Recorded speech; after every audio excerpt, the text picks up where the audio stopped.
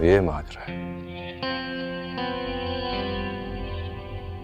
तुम्हारे घर वाले तो बहुत चालाक हैं। बहन को शक हो और सास ने इतनी सी बात पर इतनी घिनौनी हरकत कर दी।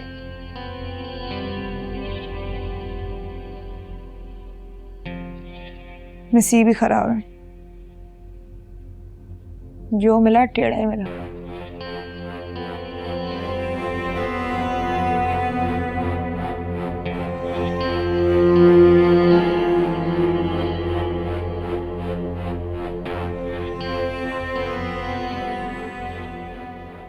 अब तो माफ कर दो मुझे। कब तक मुझे इस पछतावे और मलाल की आग में चलते देखोगी? जवाब मैं बदल गया हूं।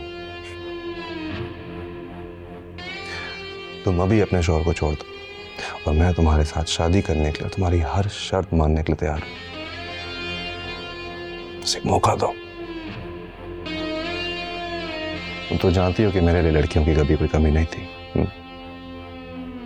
लेकिन देखो, पलट कर मैं वापस तुम्हारे पास आया। इसकी वजह यकीनन हमारी मोहब्बत है।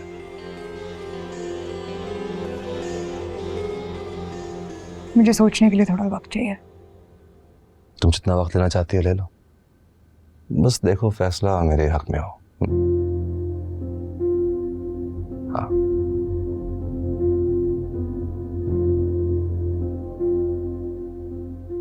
ये क्या है?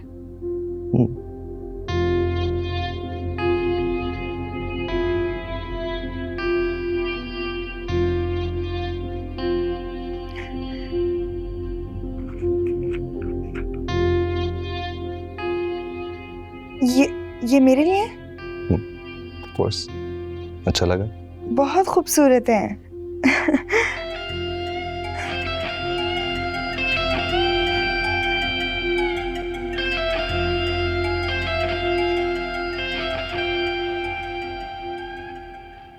अरे चली गई? जी बाबा, कहकर गई हैं कि वो दोबारा मिलने के लिए आएंगी, दुर्फिशा और रोहान से मिलने के लिए।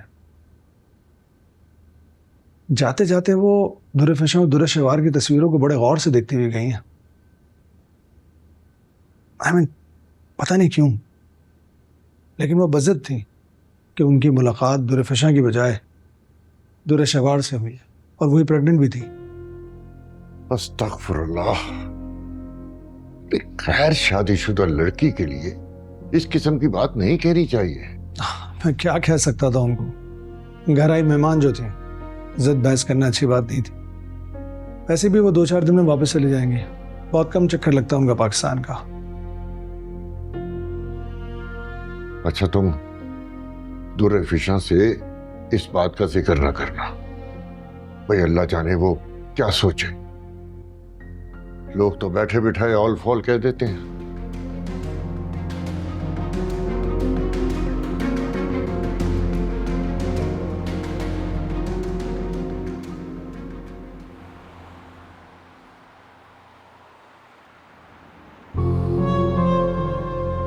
तुम तो जानती हो कि मेरे लिए लड़कियों की कभी कोई कमी नहीं थी। लेकिन देखो, पलट कर मैं वापस तुम्हारे पास आया हूं। इसकी वजह यकीनन हमारी मोहब्बत है।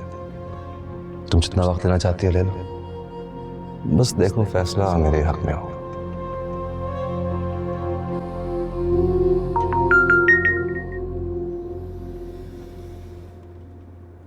हेलो। थैंक गॉड दुर्शवार, तुमने फोन तो उठाया। देखो प्लीज, तुम अपनी जिद छोड़ दो और घर वापस आ जाओ। हम तुम्हें लेने के लिए 1-2 दिन में आएंगे। हाँ प्लीज मान जाओ। Nabeel please, I need some time. देखो दुर्शवार, समझने की कोशिश करो। मैं मर तो सकता हूँ मगर मैं तुम्हारे से दूर नहीं रह सकता। तुम्हें पता है कितनी बदतमीजी से तुम्हारी माँ ने मेरे हाथ से गाड़ी की चाबी छीनी है और मुझे आगे से कहा कि उस पर मेरा कोई हक नहीं है। और तुम हो यहाँ पे मोहब्बत के दावे कर रहे हो। पागल समझा हुआ है मुझे।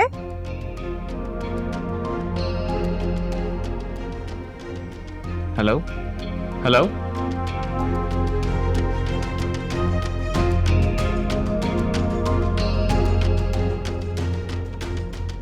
चची को तो मैं छोड़ूंगी नहीं।